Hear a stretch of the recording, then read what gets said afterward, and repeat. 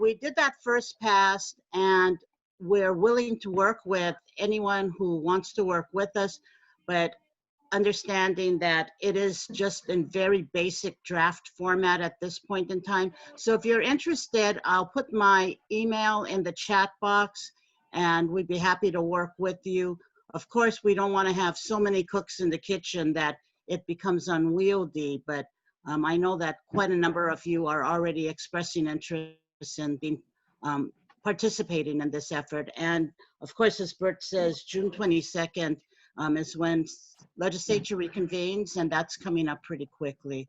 So really, that's where we're at right now, Bert. Okay, thanks. Thanks, Jackie. Oh, and by the way, I did want to say that this was just a volunteer effort on my part, so there's no pride of ownership or anything about this. You know, we do welcome other people to participate, and especially, you know, our legislators. Thank you. Bert, Yes.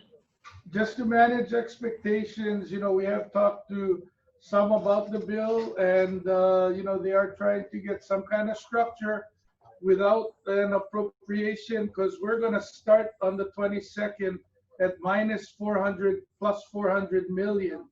So before we start adding, we got to figure out how to subtract 450 to 420 million.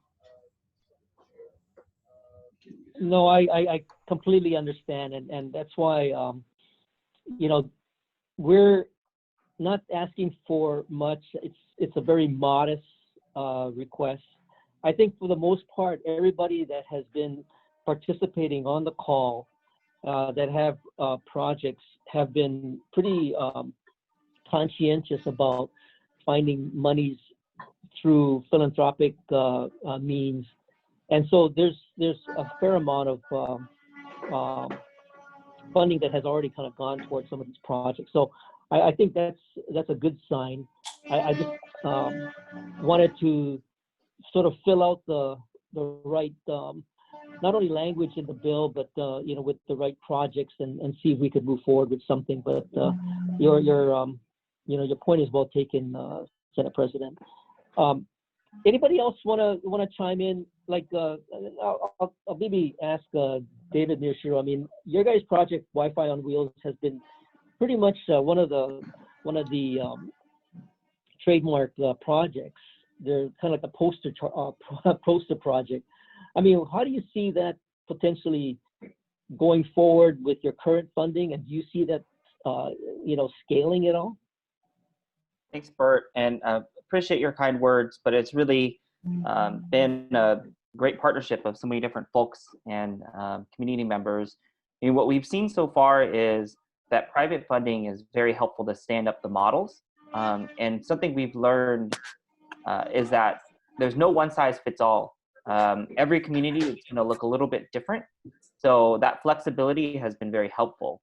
However, we've also engaged with government entities, including folks at the county level, to try to figure out, you know, what are the things we've learned through those pilot developments, and how might they look, you know, scaled out, right, or deployed on a broad scale.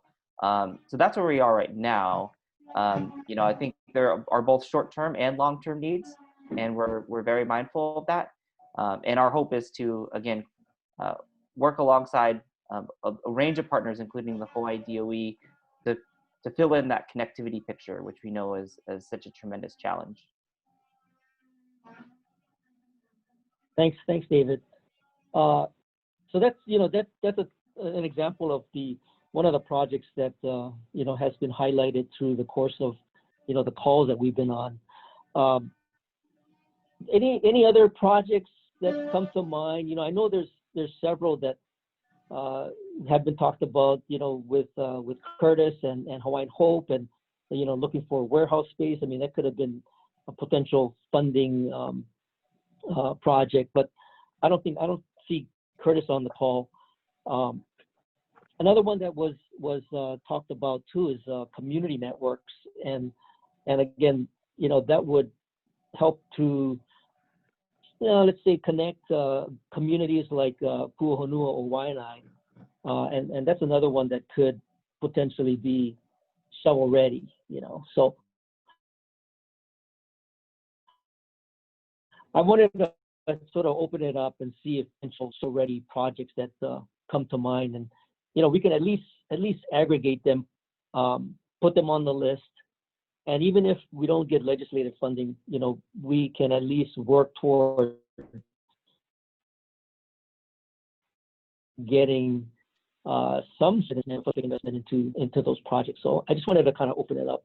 Any other ideas out there? Hi, Bert. This is Jackie. Hawaii County is working on community hubs, and I had a conversation with council people yesterday, and they're very interested in David Miyashiro's project and integrating that. And we also have a group called Teki Keiki and West Hawaii. And David, if you're not familiar with them, I'm going to put something in the chat group box for you to connect with them as well. They're doing a lot along the same lines that you are. So really want to leverage resources rather than having too many redundancies. Yeah, no, I appreciate that. So I think maybe the recommendation is that we continue on our path that we are currently on. All the projects that are being worked on, I'll ping them and see how they're doing, but we should just continue to do whatever we can with helping to move that forward and leverage whatever resources we have at our sort of disposal. It just happens that, given the upcoming session, if there is a chance to submit something, we might as well give it a shot, and understand where Senate President is coming from. And, there's probably little chance of actual funding, but I think the fact that we've got the group going, we've got, projects identified, there are potential funding sources out there, and we should just kind of keep the momentum going. So, with that, I did, oh, go ahead, Brooke. yeah, so the YES project that the department has been doing is related to some of the things that we've been discussing. I mentioned it briefly, I think last week, where we were partnering with Roberts to provide one of the Roberts buses with Wi-Fi, but also with services to support homeless students. So that's in pilot now. That's something that is ready for expansion as well, and certainly fits into that. So there's a lot of things like that that the department has been doing and is ready to kind of scale out, build out more in regards to that. Sorry, and just to jump in, if there's any opportunity to add the telehealth component to that as well, that goes along with some of the initiatives that we've been just starting to discuss. Thank you. Hey, Christina, thanks.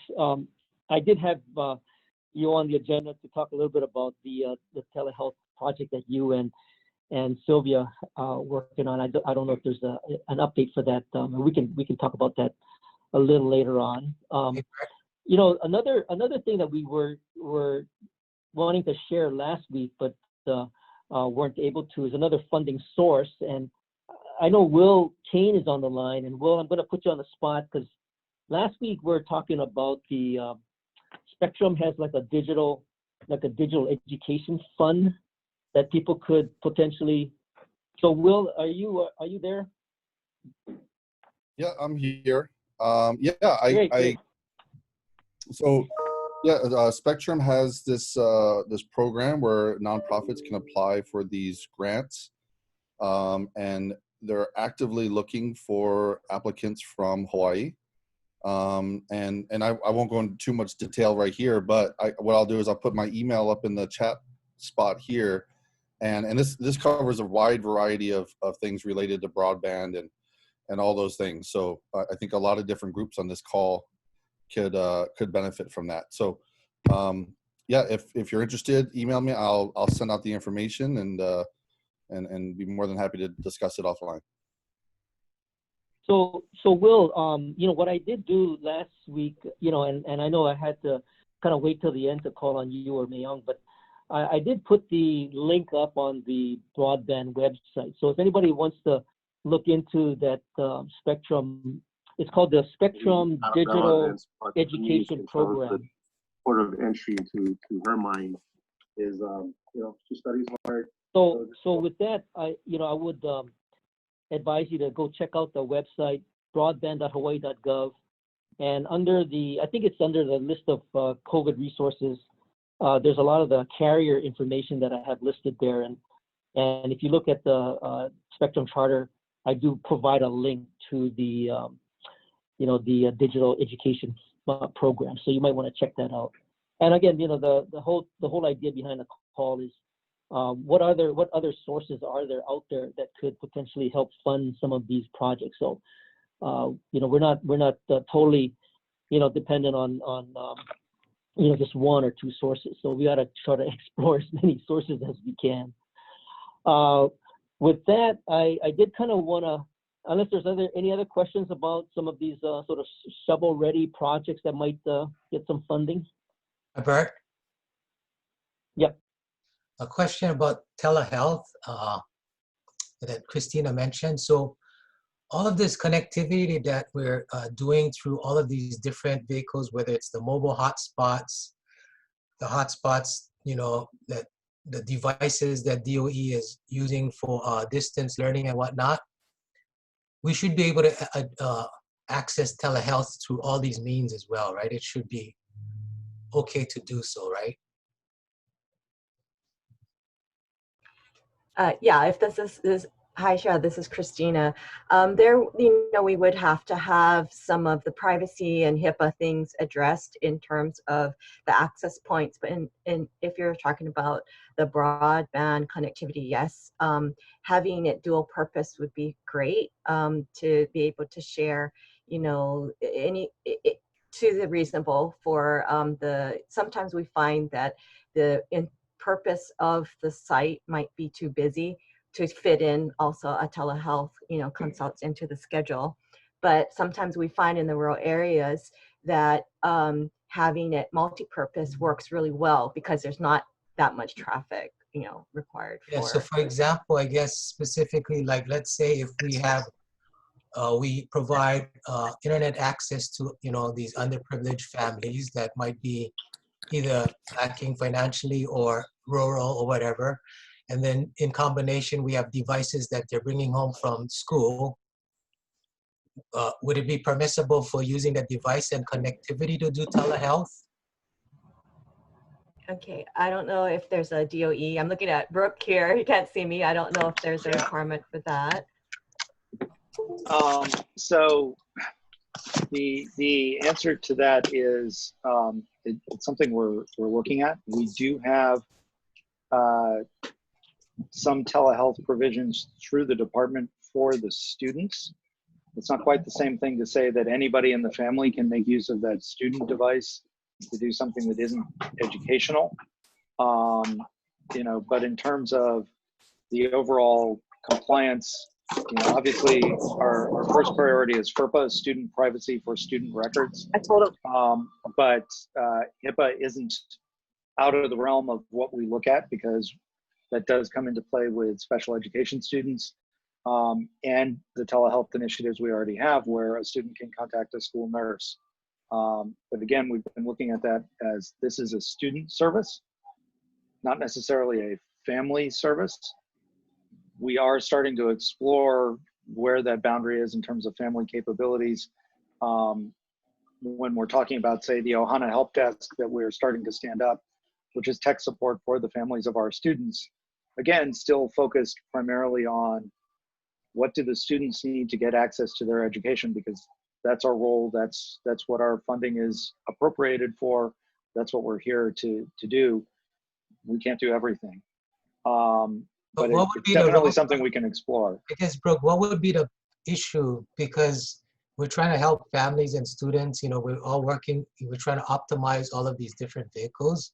What would be the issue for allowing the family to use the device for telehealth? So it's not necessarily. Is there a law against it? There isn't a law against it that I know of. Okay, so this is Christina Kishimoto. I just want to jump in for a second. We literally have jumped into what is the first DOE issued telehealth system for students just a few weeks ago. And I appreciate UH has been the partner in designing this. And then what we've done is we've reworked what our nurses, Hawaii Keiki nurses, our social workers, and other service providers that sit in school, we've trained them up to be on this telehealth system. So we will continue to do that for our students, because it's another way of helping families to understand whether they should show up at a hospital or whether they can get services outside of that hospital setting, which would be much more accessible for them. So that's the piece that we've done.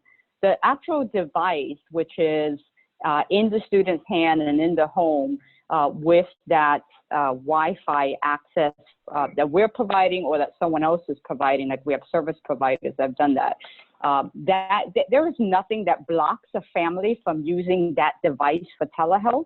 That is not what we're saying out there. What we're saying is that the device is for the purpose of serving the child in distance learning. Again, something that we have just stepped into in terms of this distance learning. But there's nothing that keeps that family from jumping on a telehealth line if they have health services elsewhere. Our telehealth line is a phone-based line to maximize accessibility. So that's where we are right now. Okay. These ideas about whether there are multiple purposes, we can continue to explore those, but that's not the primary purpose right now. And right now, we're all new to this telehealth system within the DOE in partnership with UH.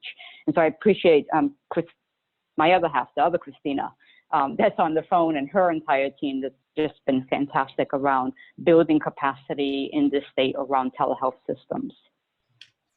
Thank you so much for that. And Mel, I just wanted to clarify my point earlier. I was my brain was still in the mobile, the Wi-Fi buses and things like that. And to share that, there would be some scheduling issues and all of that. So just to clarify what I was speaking of earlier. Thank you. Yeah, I think that's one vehicle, but I think Dr. Kishimoto addressed it simply and clearly that the devices can be used, although it's primarily focused on education.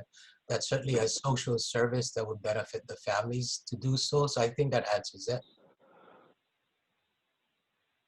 Yeah, no, I appreciate where everybody's coming from, because what David and his team have helped do is show the capability, the potential of actually taking Wi-Fi to communities, and whether it's digital literacy or literacy in general, or even telehealth. I think the key, what both Christinas are saying, is that if you're going to do something like telehealth, you better have the support and scheduling all tied into that delivery of the technology, because you just can't, just jump on the bus and then everything is going to, be delivered in a way that's most effective and efficient. So I think a lot of it has to be well coordinated amongst the different applications that you do now want to deliver over a mobile deployment. So appreciate the interaction. We'll definitely keep these discussions going and see how we can help just close that digital gap that has been created out there. I did want to talk a little bit about if it's okay to kind of shift a little bit of gears here, and one of the areas that we're heavily focused on, obviously, with trying to close the gap is rural communities. And I know Hawaiian Telecom has helped to get the conversation going about specifically connectivity to HANA, and we've got a couple people on the call today that are very interested in that. And I know Ani's not on the call, but were there any questions, Bill? I think principal from HANA, did you guys have any questions specifically about where this project is at this stage of the game? Well, yeah. Can you hear me? I want to make sure everybody can hear me. Yeah, I can hear you. Okay. Yeah. I've had issues with trying to get on to Zoom because I'm working with a tablet and the PC without a microphone or something also. I'm still figuring that out, but I did want to give a brief agenda, a brief history about what our committee is doing and where we're at right now. Our committee started in 2014, and we had it's the HANA Broadband Committee, which is a subcommittee of the HANA Business Council, and we were trying to get better service through Oceanic Time Warner Cable, mainly at the microwave dishes down at the airport. And we brought on Sean McLaughlin as our consultant, and we met with a lot of the folks around the islands. Eric Kanashigi from the governor came over, and Bob Arlo from Oceanic, and Catherine Acuni, and did a lot of right probes and all that to try and build up some issues that we could bring to the process when they were going for their license renewals. And the DCCA worked with us on that. And that was during the license renewals for Oceanic Time Warner Cable and during their mergers. And we brought documents explaining our problems here. And being the squeaky wheel, we got some action out of them, and they've upgraded the microwave connection and improved our software and all. But it's always been an issue with the rain. We get 120 inches out there by the airport going up to Haleakala with the microwave. And they did come in and changed out the software for the microwave, and that improved it, but I'm not sure that they ever changed it for the other two dishes. One of those dishes being the county and one being the university. So our purpose has changed now from improved service to new service. And we're like, we want to stress, as Don has tried to do, that this is a East Maui district. It's like Lanai or Molokai, as far as being like a spread out city, you know. And actually the Connect America funding is not for HANA, because we already have a limited broadband service, but it's for actually KNI and areas like that that are far out away from HANA, that don't have anything. And so the broadband service coming in on that fiber optic backbone is for all the rural areas around HANA. And we'd like to stress that to use East Maui District when referring to our system over here. And because it is broadband, we don't have any leverage with the DCCA to do any kind of pressure on them on Hawaii Telecom to do anything that we'd like to have done. So we have to work with them on helping them out, and if they can help us out. And we're trying to look at the best way to reach students spread out over a vast district, and those that can't afford the cost of the service, like maybe having pods of buildings where you could have several computers in there that kids could use if they needed to, and those kind of issues. And so we're also looking at trying to see if there's a value to having dark fiber for the county departments. Like over here, we have the fire department, the DMV, the council office, the police, the water, public works, emergency preparedness, airport, university school outreach, the regular school, a library, medical center. And these particular organizations require fast and secure internet capabilities due to the transmission of large files of sensitive data. So we're trying to figure out whether we can get, if that's going to serve some of the parties involved, better to have that as a dark fiber rather than having it as bandwidth purchased on the existing fiber optic cable. Because if it's separate like that, it's not going to be it's going to be more secure. It's going to be more direct. So, but I don't know enough about the technology yet. We're just exploring that, and we're looking to getting the parties together, maybe with a dark fiber consultant, to look at what is best for these organizations. You know, buying bandwidth in bulk over the county telecom fiber, or using existing system software on dark fiber with dish backup. These are issues we're looking at. Need to get connected to those at the county and state to inform us about them. And that's kind of where we're at right now. Anybody got any questions? No, appreciate that, Bill. Hey, Bert, it's Francis. So just Sure. Hi, Francis. Just very briefly, our team is working on the technical and route details of the project, and as everyone may know this process is a lengthy process, and so we might not have a update every week, but our team is working on it, and hopefully once we reach a significant milestone, we'll be able to share details of that with the entire group. Okay, well, thanks, Francis. So we'll keep this topic definitely on the agenda. And as Francis said, I mean, these are pretty getting into the midterm and longer term projects. So there may not be an update every week. I did want to move to another rural community and kind of share some of the challenges that AT&T has encountered in the area of Puna. I gave Elizabeth a heads up that I'd call on her just to share some of what's happening out there, just so that, you know, the rest of us on the Hui kind of appreciate some of the challenges with trying to provide rural connectivity to communities, you know, regardless of what island it's on. And Elizabeth, maybe you can share a little bit about, you know, what's happening on the Big Island. Thanks, Bert. Sure. So recently, as some of you may have seen, you know, there was an article written in the West Hawaii Today and the Hawaii Tribune Herald about a couple of towers. We had applications go through the Windward Planning Commission on the Big Island, and we've been at the last 3 meetings. In March, both of those towers were denied. One mainly due to sort of anti-5G concerns, health and safety concerns. And we recently went back to the Windward Planning Commission. Their process is they have to approve the findings of facts, which is usually a formality. But we requested that they reconsider their decision on both sites. And actually for one of the sites, we were able to get the commission to reconsider, and they ended up approving it.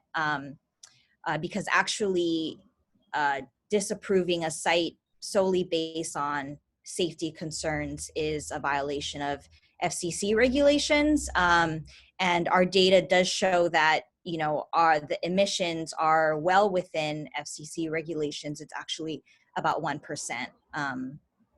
So, you know, I think that's just indicative of some challenges we face in building cell towers. And as some of you know, AT&T has the FirstNet contract to build the public safety broadband network.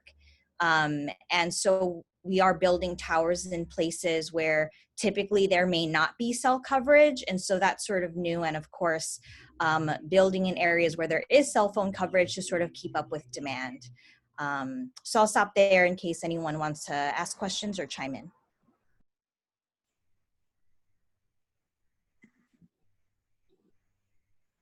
You know, I did want to add to, you know, what some of the challenges that AT&T and Elizabeth have been facing. And I faced this too when I went out to Puna. And I just wanted to share this, and I think I might have mentioned it to the Broadband Hui.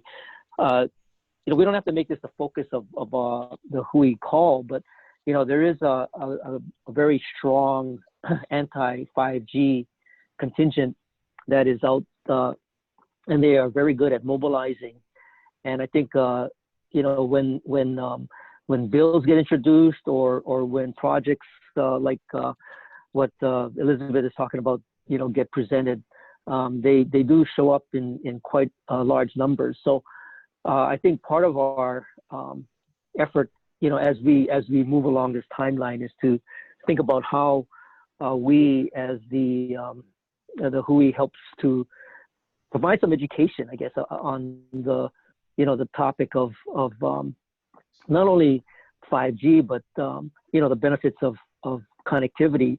And what's happening too is that, you know, some of the 5G, anti-5G rhetoric is spilling over into 4G as well as Wi-Fi. So, you know, I think there's a growing, you know, sort of concern, and that we as supporters of getting connectivity established, you know, throughout the state, need to keep that in mind, and you know, where education is an opportunity, we should we should probably take it. So I just wanted to get on my soapbox and share that with you. Right. Yes. You know, I realized that we don't have anybody from the counties on these calls. Am I right? There are some counties, you know, like we have, like on Maui, I think Dawn was on a call previously, Dawn Lono. So she's from Maui County. But I could definitely reach out to some of the folks that I know, Big Island as well as Kauai. Are there any recommendations that you might want to? No, the only reason why I mentioned it, well, I was talking to Mel earlier this morning, and you know, as we're trying to do that project with the DOE, he was informed by Darcy Yukimura that Mayor Kawakami was looking at putting Wi-Fi in, I believe we have 11 or 13 neighborhood centers on Kauai. And I pulled back up the Kauai County proposal on what they're going to spend the CARES money that they're getting. And they have digital equity efforts to support connectivity for all residents at $810,000 and broadband planning support and on-island service hub expansion at $660,000. So they're going to be spending almost $1.5 million, and seems like you'd want to be engaged in a conversation with somebody about to spend that kind of money. And then I'm not sure what any of the other 3 counties are doing with the CARES money they've received. This is just Kauai. No, that's a great suggestion, and I kind of got a glimpse of the report that the folks over at the county of Kauai County put together, and I was quite impressed by the fact that they did include digital equity and broadband in there. I think, you know, Senate President, I mean, if you have any specific contacts that I should reach out to, you know, my challenge is, you know, who's the right person that I can have come on and sort of share what they're doing for the purpose of this call. And if I can get to the right person, that would really help me out. Hey, Bert, I think in this case, Bert, this is Mel. Information is coming from I think from all of the city managers. So you can reach out to the city managers, yeah. And Michael Dahili is the managing director for Kauai County. Okay. You know, I'll definitely work on that and maybe have them join us on the call. Maybe give us an update on what's happening on you know, in terms of specific Kauai or county kinds of activities around broadband and digital equity. So that's a great suggestion. I think the other thing we can do, Bert, is I don't know if Arthur is on the call or Kendrick. You know, I'm going to start using the map, and so we can include some of these proposed locations as well, so we can strategically begin to see. So for example, in Kauai, there's something like 7 DCCA sites as well. And that was part of the agreement with the charter or the spectrum merger through DCCA. There were 100 of those stood up across the state. So then we can begin to see the picture on each island. So I think we can start using those maps in a strategic way. Okay, sounds good. Yeah, I'll definitely work on that and have see if I can get some of those folks to join us. Yeah, I didn't see Arthur on the call today. But that's okay. We're both here, me and Arthur, and we're. Yeah, I had trouble signing on, but I'm on. Oh, okay, great. And yeah, Bert, so yes. Bert, and I think Tony Velasco from City and County of Honolulu has been on the calls. I realize he's not the managing director, but just wanted to. Yeah, I'm on. Yeah. Oh, you're on. Okay. I just want to mention that. Yeah. And Tony, I mean, yeah, Tony's a great representative of DIT. And of course, you know, if anybody wants to hear about Mark Wong's Lokahi, Tony is definitely well versed at that, and it has lots of information. So you know that could be something that we take a look at. And again, Tony, you know, just I'm putting you on the spot, but Are you aware of any specific CARES funding at the city and county of Honolulu that's going toward broadband? No, we're right now currently nothing's going towards broadband. It's more towards getting laptops and video conferencing devices, equipment, so we can work at home or have what you call meetings off remotely. But as far as broadband, right now, none. Okay. But that's well, since I got you on, sorry, but that still relates to our overall purpose, you know, in terms of expansion on the ability to use availability and ability to use broadband. So yeah, correct. Correct. Hi, Tony. This is Mel. Are those devices for employee use or for students, or what purpose? No, more for employee use. For employee use. Okay. Yeah. Hey, Tony, do you have an update for the fiber along the rail project? No, we do not. We haven't had meetings in a while due to the COVID. Once I get on it, man. I mean, I'm going to put you on the agenda next week so you can report on it. No, once I get the information, I'll share with you folks. Okay, I'll definitely ping you on that one. Yeah, I kind of let it drop because, who was that? We had Dina, right? Anyway, so she was talking about Wi-Fi along the rail, right? Dre was talking about yeah. that. I can get her. Yeah, Dre, yeah. If you want, I can have her do a presentation. I can ask her to join. Yeah. So I know Dre was talking about that, and she had sort of a preliminary update on the Wi-Fi on the rail. Fiber along the rail. Correct. And it would be kind of good to see if that gains any kind of traction, because I know there's some people on the call who would be definitely interested in that. Okay. All right. Okay. So I'll let Tony off the hook for now. Thanks. I wanted to quickly move to Miller. Miller had a great idea, and I wanted to see if Miller had any further traction on the idea of the regional hub concept, and see what next steps we might take to help achieve that. Yeah, thanks, Bert. Actually, we had a short thread. I think some folks from DR Fortress and others were on the thread. The idea is to think about how to get not just content caching, which supports streaming services and that kind of thing, but, and in fact, Fred wrote a little bit on the thread as well, that the idea is to move computation to the edge, move it to Hawaii. It's not that it's completely disconnected now from the mainland, it's that it is connected, but that computation and other resources that are needed to support the modern internet applications are actually running in Hawaii. Another part of that thread that emerged was this thing that we face a lot when we work in Africa, which is that oftentimes the sovereign government requires that government services being supported by infrastructure, that infrastructure be what they say on ground, on soil, in country. And it basically comes down to a data residency or data sovereignty concern. That is, the information about the citizens of the country stay in the country, and they're accessible only by people that need it under the rules of the country. Now, Hawaii's not going to have quite the same stricture around the sovereignty concerns, but it certainly has the geographic issues. If your state systems were dependent upon infrastructure that's running on the mainland, as is becoming more and more the case, and then there's a disconnection of our fiber from the plant that Bert wants us to build that we don't yet have.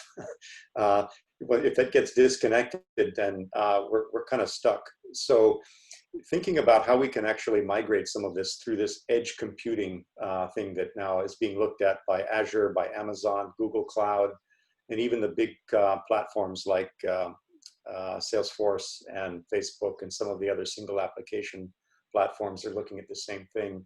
And even in the news last week, we saw that Slack is tied up now with Amazon, and so the Amazon is now supporting the Slack infrastructure. Well, as Bert has pointed out, with work at home, a lot of times people will need access to Slack and some of these other facilities, Zoom and et cetera.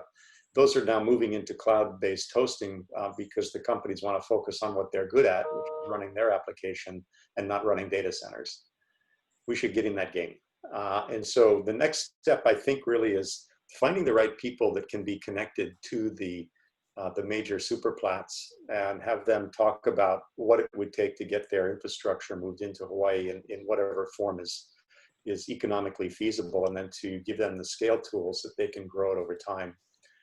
Something else that was mentioned on the thread that we should reflect on, though, is the idea around data residency might expand further. And someone thinking about, could you in fact say, if a system is dependent upon this, that is a state system is dependent upon this infrastructure, that there has to be a resiliency story that explains how that infrastructure is supported directly within the state.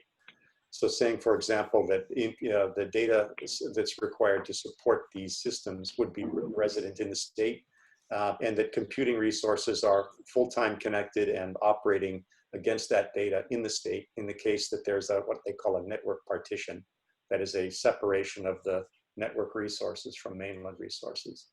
And that's something that could probably be constructed by people that are a lot smarter about legislation than I am, to think about how they would construct the requirements around procurement and deployment of state systems. And that could then, of course, be reflected on by the counties as well, if they want to make the same choice for themselves. That would then drive some of the edge infrastructure, not just to Honolulu, but also out to the outer islands for the same reason. So I think maybe next steps is to figure out who can be part of this, and we can maybe make some connections to the super platforms for some of that discussion.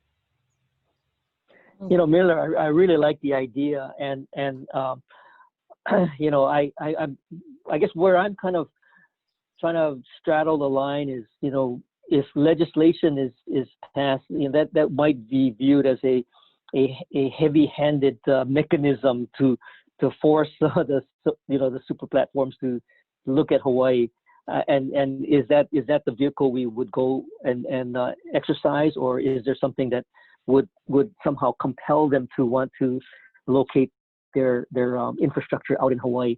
Anyway, that's just a thought that I'm wrestling with, right. and I wanted to give, yeah, and go ahead, Miller. Oh, no, you're right. You know, we tend to operate with a somewhat lighter hand as well. I wanted to make the point that there could be some mission critical systems that actually had a technical reason why they needed to have plant in Hawaii, but that there are other systems that would commercially benefit from lower latency and for, you know, continuity protection by also being here. And it's the same infrastructure. So to a certain point, it's an economy of scale question. And but you're right, not to go in up front with all the tools, but make sure that you have those tools available and they can be coordinated over time. I think that makes sense. And Brooke, I know you were on that thread, and I don't know if you had some opinion about the pros and cons of perhaps exploring, you know, whether the platforms would actually locate infrastructure here in Hawaii. So I'm definitely interested in having the platforms have some sort of physical basis here, just for the latency and the user experience standpoint. You know, in terms of requiring that, I think that's, you know, through some sort of data sovereignty rule or regulation or something like that. I think that has a lot more challenges that need a lot more discussion. You know, you run the risk of the platforms deciding Hawaii is just not a big enough platform to bother, so we just won't. That's a decision they could make. They could opt to pursue the business anyway. But again, that's part of a bigger, fuller discussion on the right way to approach it. I do think that we have a tremendous amount of potential to look at not just improving our experience for our people in our state, but leveraging and pitching this as an opportunity to provide more comprehensive, more redundant coverage for the entire Pacific Rim. And you're not going to get a low latency experience supporting Chile here. But if your data center in Chile goes down, you've got a backup that's in a better position than anywhere else. And you can make the same argument across the Pacific Rim. Running services here, both people services like help desks and whatnot, you get some very interesting coverage model potentials and ways to build the economy of the state here. That requires multiple partnerships, the DOE and UH providing the skilled people to take those jobs, the broadband access and the cable landings that, Bert, you've been working on for many years, the partnership from companies like DR Fortress and others to provide the facilities, to provide the space, partnership from the legislature to make sure that that's an attractive business proposition for those platform companies to invest in Hawaii and say, this is a place that makes business sense for us. I think that's all part of the discussion that we should be having fairly quickly as a way of taking advantage of the crisis everyone is experiencing, and finding one of the many new ways that we should be investing in our economy and rebuilding it.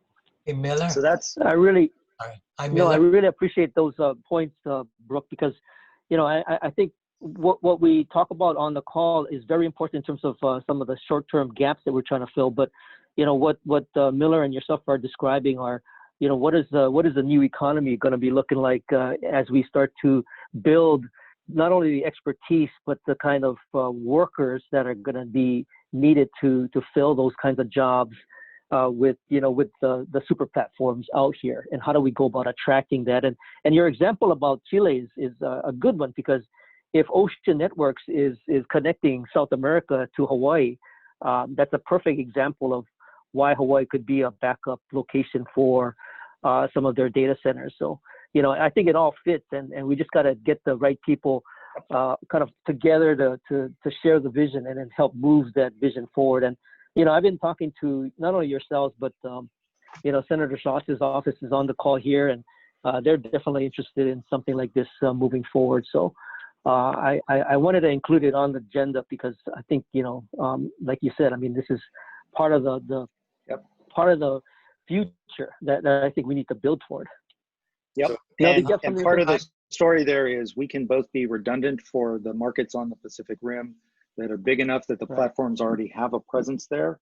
We're not going to replace service to China. They're going to build infrastructure in China. Right. But redundancy or closing the gap with some of the smaller opportunities there, the long tail of the opportunities, and get that comprehensiveness. We can back up Sydney, we can back up Malaysia, we can serve some of the other smaller countries that maybe don't have a data sovereignty rule and aren't big enough by themselves to have a plant built out directly there.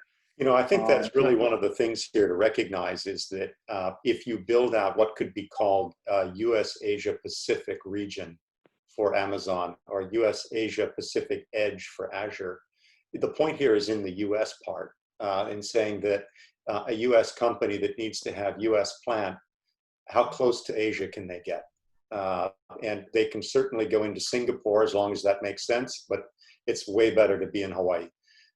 So I think there's an opportunity to think about it. I love the idea that it's serving as backup as an attraction, but it can be primary as well, given certain circumstances. And I want to walk back my points too about, legislation. I don't think that's your first tool. But certainly if you start thinking about procurement of systems that are considered mission critical, it ought to be at least on the agenda to think about where that infrastructure is located. If it's, you wouldn't probably want your critical emergency infrastructure operating out of the Tokyo office of Azure, right? That wouldn't occur, and yet it's about the same distance to the nearest one on the other side. So anyway, I think there's something there. If I can be helpful, I'm happy to be so, and continue the thread as it makes sense. Hey, Miller, Bert, Brooke, this is Mel. Quick thought. I think that's great in terms of longer term strategy, but I was also thinking near term, like right in the Department of Education, we have assessments that, you know, certainly affected by latency as kids try to do their testing online. But why would we cache that here as opposed to bring an instance or, you know, the application right locally? And we can start small like that, and we can find all these applications we can bring, stand up our own servers. We can certainly have redundancy back to the host, but start building that way until we get to some critical mass, then we can take the next step. Well, So if you're those going are to the things proceed, that I think we can do without legislation, without anything. That would actually improve quality of service and costs and all these things at the same time. yeah, you're right. You know, and in fact, it doesn't require that much infrastructure to do it if you're selective about the applications. As it turns out, there is a hardware spec now for running what's called Azure Stack, which is actually migrating Azure to the edge. It's directed specifically at compartmental computing, where they compartmentalize certain applications that have to be run locally or they need to be run remotely, literally with very narrow bandwidth connecting them back. And so they've already got this. I think there's 3 vendors, Dell, HPE, and Lenovo. Does Oracle have a stack as well? You know, I don't know. I haven't looked at Oracle's offerings yet as to whether they've spec'd a hardware stack. But certainly Microsoft and AWS both have hardware stack specified. And in Amazon, it's crazy. You literally go into your account and just say, I want it right here. And you configure it. And then like the truck rolls up with the box. Yeah, So I guess my point is that government is such a huge partner. We have so much opportunity that we can do right now in-house with a lot of our applications that we have. For example, testing is hugely impacted by latency. And it's scheduling across the schools, you know, so we're not optimizing our network. Let's keep in mind that a lot of the applications that we use in the department are not internally developed. So we don't necessarily have access to the infrastructure to be able to move those resources locally. We can work with the vendors to do that. Testing is a good example of that. We don't build any of that ourselves. We don't host that locally. We could, that's what I'm saying is we could build in the contract that it has to be hosted here. They have to put it here as opposed to us having to traverse the Trans-Pacific cable back and get latency. And we don't know how to, so we should put it in a contract that it has to be here. Which gets back to the question of, will they then want to pursue the business? Because that eats into the cost. We're the largest independent school district in the country. No, we're not. I mean, we're like number 10.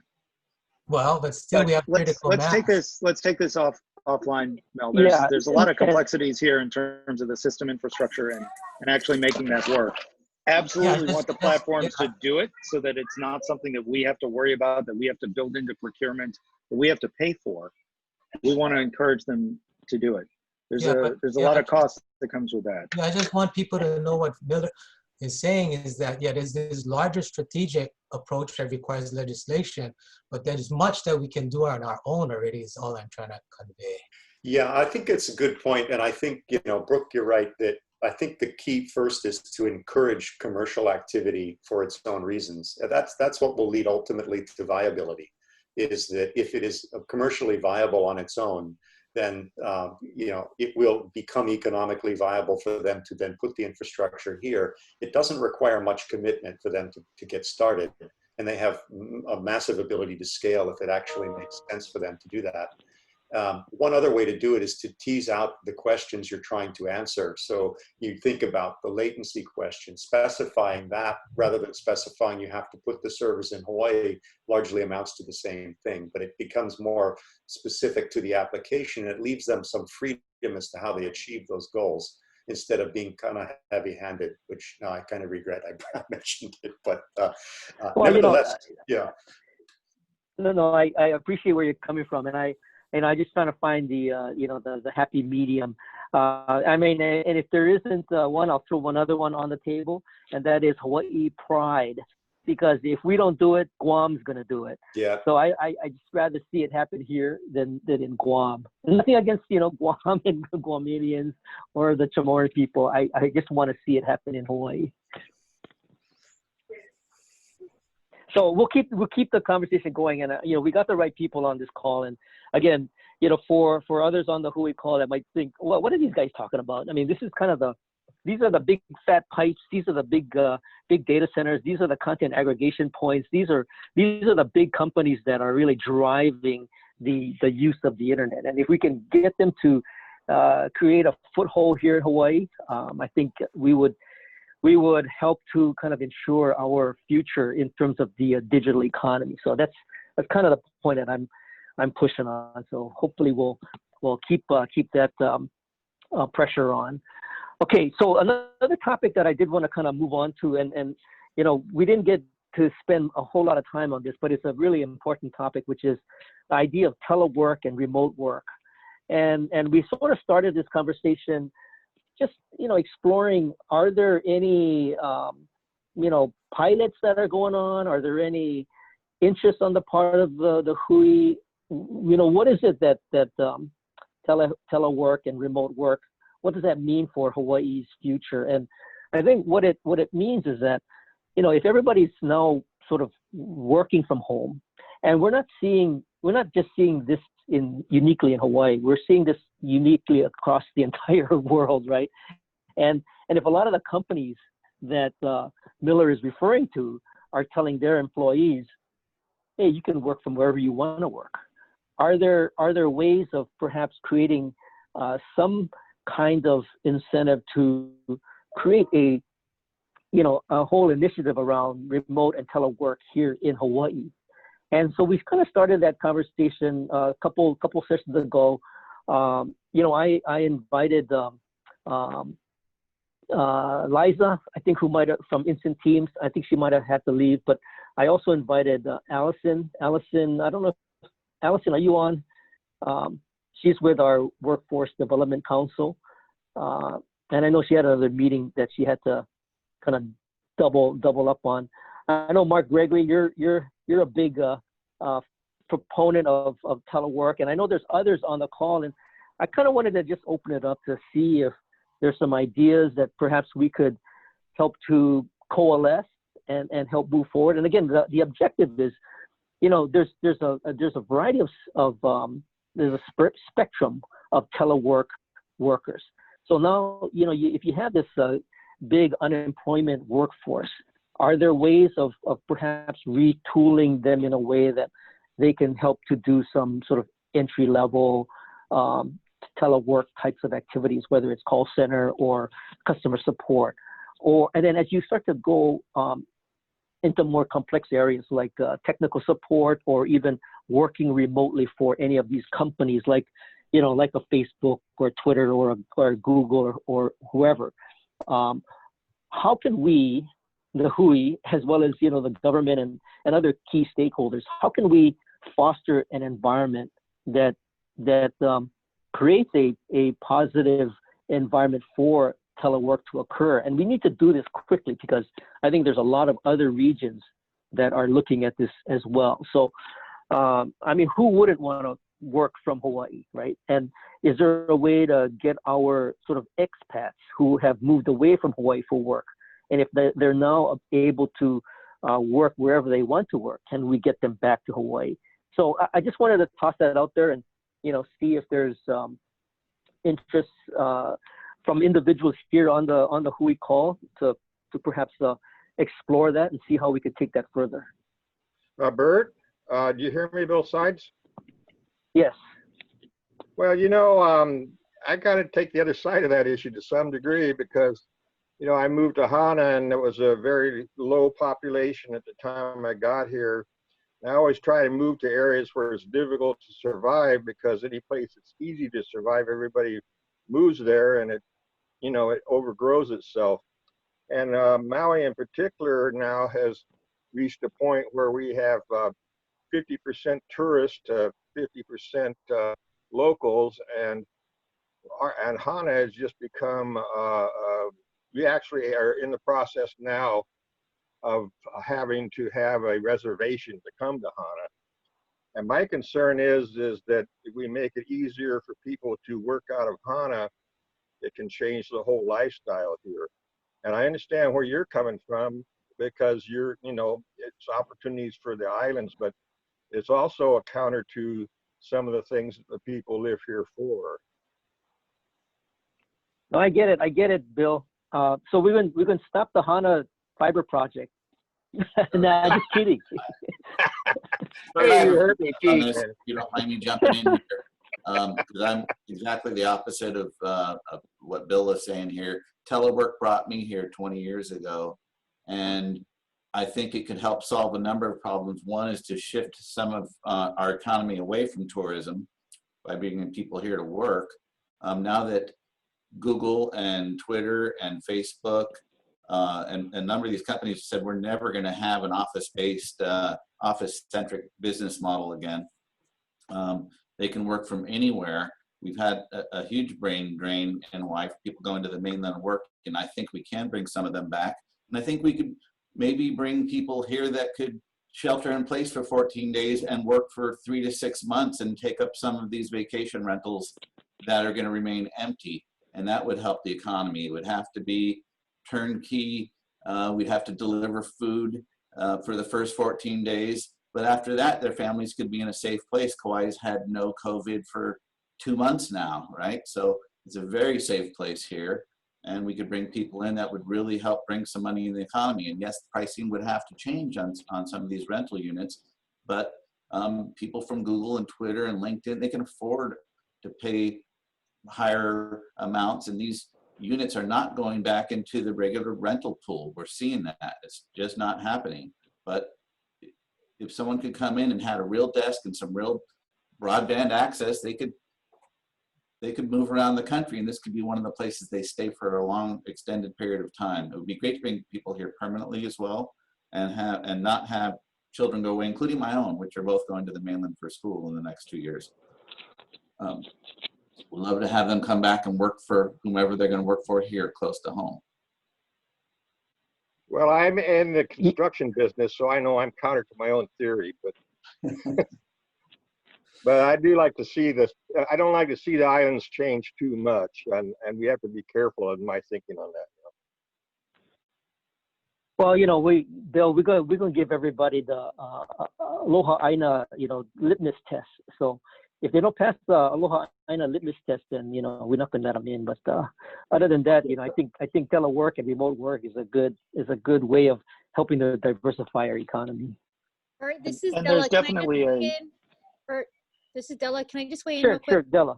I was on another call with someone from the sustainability office within the Sydney state County? office. I'm not sure who, but then I was also talking to Ed Sniffen about how DOT elevated and brushed off their telework policy as we headed into shutdown. So I think this telework arena is very fruitful. So anything that you guys can do to advance. And I know that I had talked to someone and asked them, what are the best telework policies out there? Because telework is going to be with us for a while. So if that's something that this group can work on, I think that's something positive. Thanks. Great, thanks. Yeah, definitely. I think there's blended approaches there. Encouraging people to move to the state and increasing the tax base. Not bad. There's definitely the real estate prices to consider and getting some of the rentals back in the market. But also the people that are unemployed here now, back to the retraining and skilling them up, getting them to apply for jobs at those companies on the mainland. That's a possibility as well. I know that it's absolutely viable. There's a couple of director level people that are starting with the department in the next couple of weeks. One of them works for me, that are moving here from the mainland. This is a place that people want to be able to live, and there is an opportunity there. Across all fronts, whether it's our kids being able to stay here and get jobs with very attractive companies, or encouraging, hey, Google, why don't you hire some people over here? Hey, Facebook, hire some people over here. Hey, Salesforce, hire some people over here. You want people that can cover evening hours on the mainland? That's normal working hours here. Let's go ahead and get that stuff in place. It sounds like this is an important topic to a lot of people, and maybe worthy of forming a subgroup or subcommittee on, which I would gladly volunteer to be on, and maybe we could identify a number of the issues and benefits of this. And you know, Mark, and in the that has department, been something.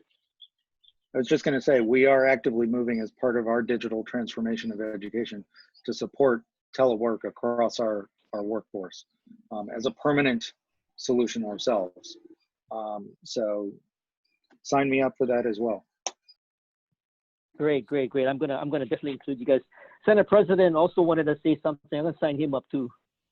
Yeah, well, the other thing I mentioned last week, though, Bert, is that part of this is just new normal because of social distancing. I mentioned our Senate Majority Attorney's Office, our Legislative Reference Bureau. We simply have too many employees in the space for best practices today, and need to up rotational work schedules and everything else, and have those who can work from distance do it so we can meet that. And there are going to be other workplaces that are facing this same need. So while I get about the opportunity to potentially get new people to choose to do their business here and create another economy, to just have our own businesses return back to work, they're going to have to do it. So we'll need to have the capability and certainly available trainers to,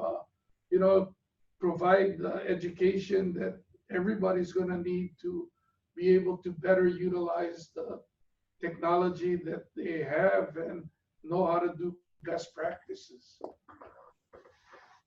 I appreciate that. No, we'll definitely have the subgroup. In fact, the whole purpose of bringing this up on multiple occasions was trying to find the right people that are just, it resonates with, and they have the initiative to move it forward. And I'm happy to, help to make that happen. And, again, telework is definitely a thing that we can actually address some of the short-term as well as long-term objectives of helping to build a more resilient economy here in Hawaii.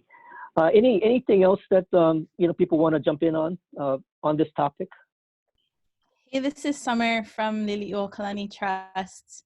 I just wanted to jump in as an employee of an organization that has a flexible location, which is how we call telework, and also crazy other things like flexible time off. And we don't really have vacation and sick leave. If you're sick, be sick. If you want to go on vacation, let people know so you can go on vacation. But I think it'd be really fantastic for Hawaii to set up the infrastructure needed to do more telework. It's so much more dynamic of a job. We can work from another island because that's where the work is, or that's where the great projects are, and that's where we need to be. I think it'd be such a good thing for the state. But what it requires is a really strong institutional culture that can support and trust its employees to be doing this kind of work. Because even in an organization that supports telework and distance work and flexible time off, we do have managers who are really unsure about what you're doing during the day. And you could be working 7 days a week, 14, 15-hour days, and there's still, if there's no trust there, then it makes the telework really hard. So I would love for this group to pursue the infrastructure that's needed, and then there are other conversations that have to happen about what it means to be a dynamic organization that can do this kind of work in the 21st century.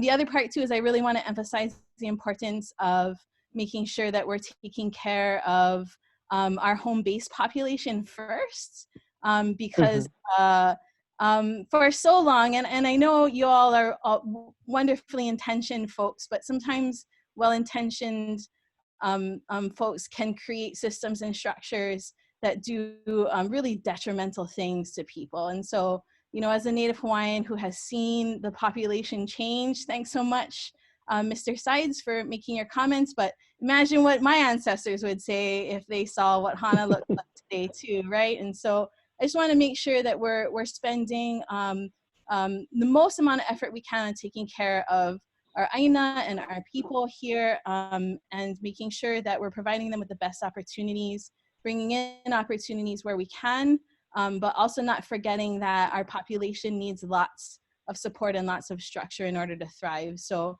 I know you're all really well intentioned, but I just want to bring up on behalf of the folks who have been marching the streets around the world, that we also have to be careful about creating systems that can do bad things unintentionally. So thanks so much, everyone. And I'm really excited about expanding telework because I really enjoy it. Can I have one more thing? Well, you know, what Summer has said, going back to companies, it's easy to get people to work remotely from a technological standpoint. It's a little harder to get them work remotely safely. But the real difficulty that most of my clients are finding is, one, how do you be a good telework employee? And even more difficult, how do you be a good telework manager? And Summer brought that up. It's a huge, huge issue. A lot of training needs to go into this on both sides of management and employee. And this is something we should talk about. It's not, from a technology standpoint, super easy. From a management standpoint, a lot of changes need to be made. And I think some experts need to be involved here too. And again, Summer, I really appreciate where you're coming from, and just by the fact that you brought that up, you're going to be signed up for the subgroup. And then I also want to add, Summer, that you know, we the Broadband Hui should all sign in on the Aina Aloha futures and really commit to those kinds of goals and objectives. So I'm definitely all into that. Okay, so great. I'm gonna help push that telework initiative along, and I've got your guys' names, and you know, you'll be seeing an email from me shortly. So with that, you know, there's a couple other items. I did want to, you know, briefly talk a little bit about, you know, this idea of digital literacy and something called financial literacy. And, you know, this was sort of brought up on our last call, and I think it's really important because as much as we talk about connectivity and you know, digital literacy, a lot of the financial access to finance is going to be through the network. Nobody's going to be going around different communities and handing money out. And so I just it's just another area that I think needs to get a little bit more attention. And I don't know, bro, I mean, Miller, do you want to just quickly say, like, some of the work that you guys are doing in Africa around financial literacy? I mean, it's not just, you know, getting people understanding what the financial situation is. It's really kind of building infrastructure that allows them to get access to some of these financial instruments. Yeah, I can speak briefly to that.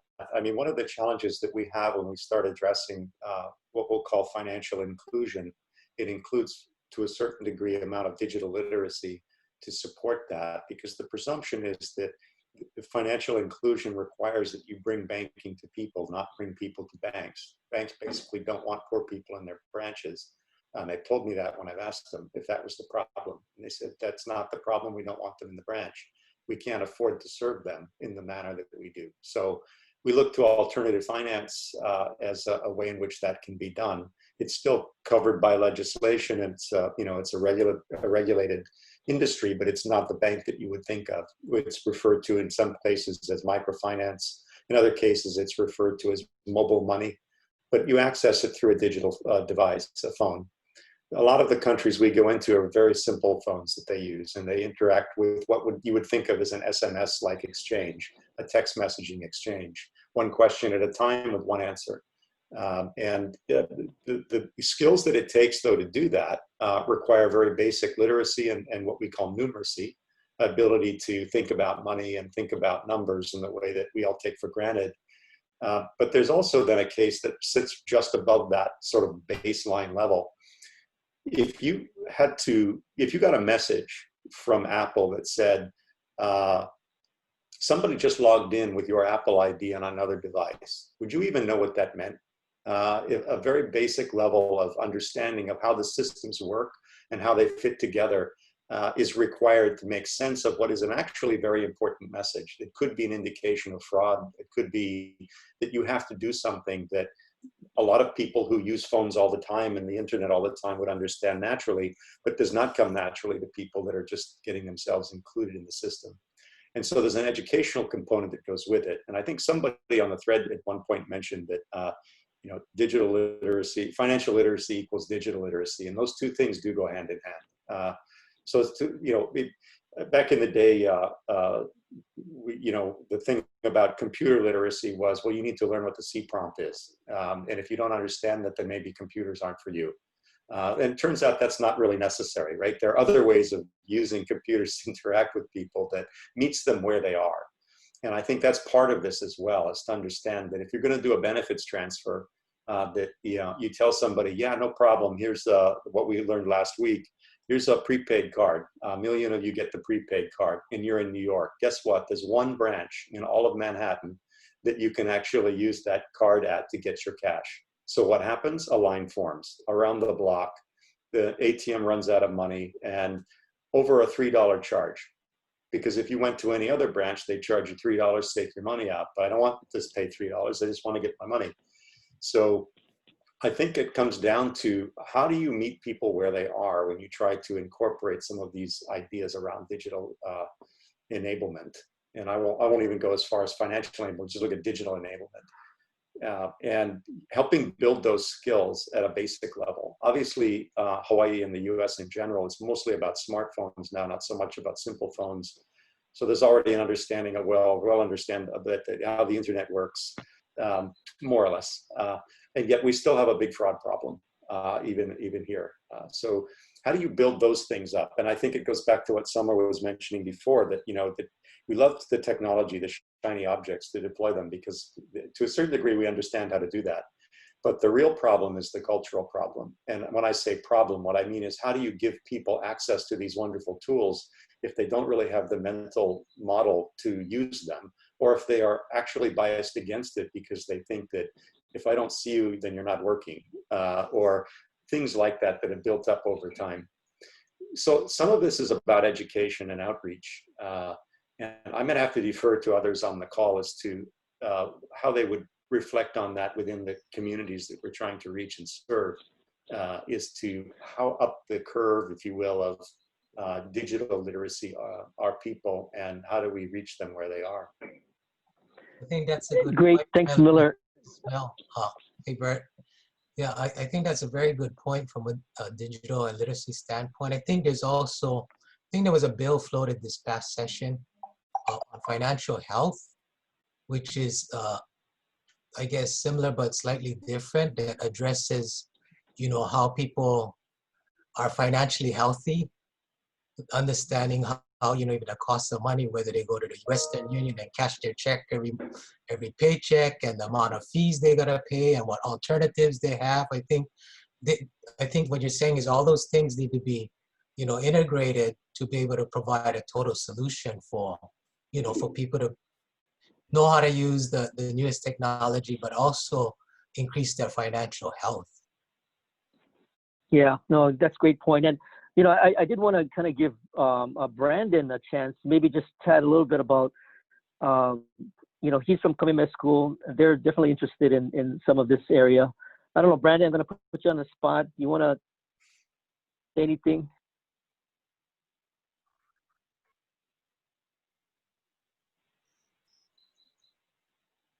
I think he kind of disappeared. So anyway, I'll get them back on later on. But they were definitely interested in this area of financial literacy. So with that, we're at the 10:30 mark, and again, I really appreciate everybody's participation. I did successfully record this. I hope it is being recorded. But with that said, any last minute comments, Jeannie? No, really, really good chat. I really appreciated some of the concepts that Miller brought forward, and the discussion that came out of that. Took a lot of really good notes on that. So we'll be back in touch. Okay, great. Anyone else? Senate President?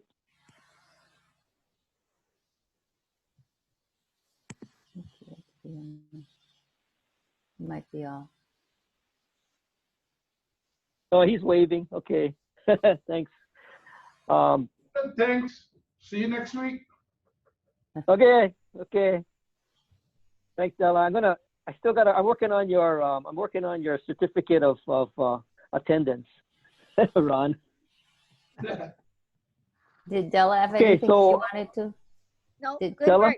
Thank you. Thank you for continuing these conversations. I think they're really helpful. Yeah, you know, some of us are doing something over here. Anyway, so again, I want to thank you folks all for joining us today. And again, the next meeting is going to be on the 17th.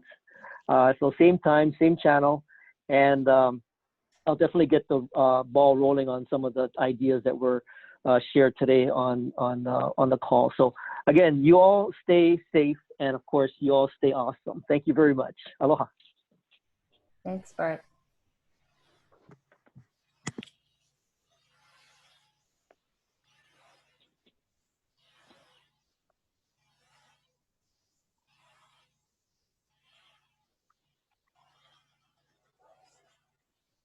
So some of these people I'm going to drop off. Who's Rocky You Chanel? know, Rocky is with USDA. Oh. So they shared their the link to a bunch of people, and turns out that he's our point of contact for USDA grants. Huh. I'm going to drop him off. I'm going to stop the recording. Good idea. Oh, Well, look at you. That's not the one. That's not the one. That's not the one. Hey, I hope. Oh, stop recording.